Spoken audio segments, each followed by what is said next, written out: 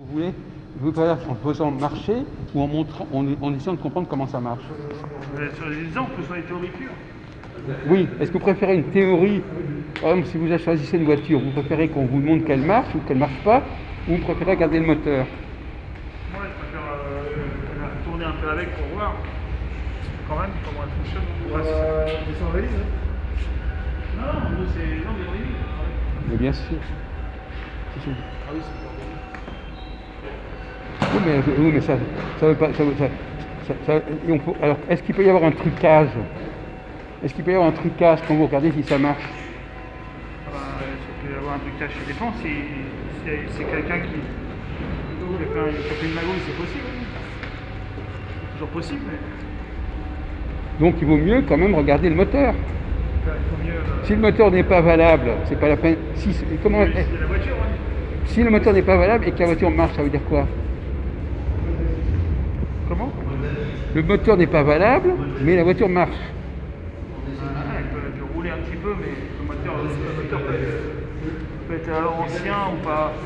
On sait qu'il va bientôt claquer. Donc à ce cas-là, ça n'a pas l'intérêt de lâcher. Par exemple. Regardez,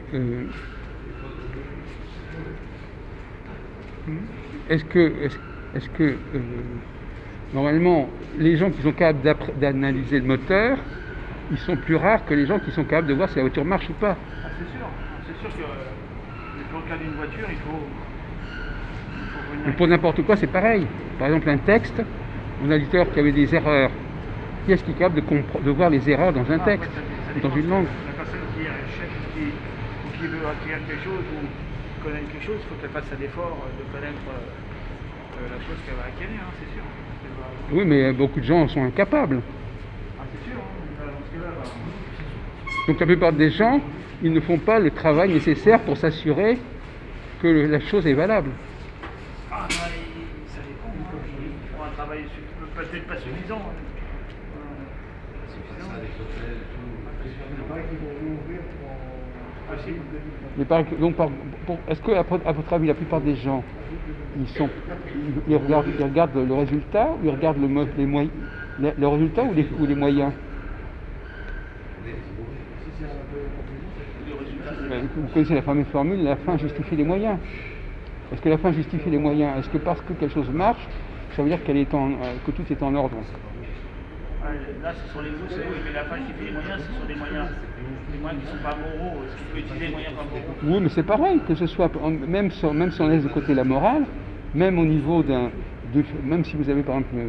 Si c'est des moyens neutres, la fin justifie les moyens, mais si c'est... Venez.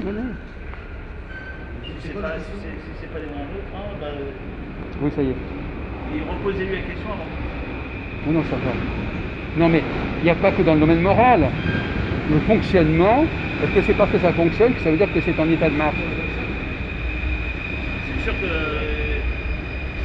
ça fonctionne. Si ça fonctionne, c'est que c'est en état de marche. Mais est-ce que ça fonctionne comme on dit que ça fonctionne avec les mêmes qualités, tout ça, ou Est-ce pas? que vous avez entendu parler de l'automate de Louis XV? Hein? L'automate de Louis XV. Non. Le joueur d'échecs de Louis XV. On lui a présenté un automate qui jouait aux échecs. Et on s'était aperçu qu'il y avait quelqu'un de caché dans l'automate. Ah, il y avait quelqu'un dedans, hein. Oui.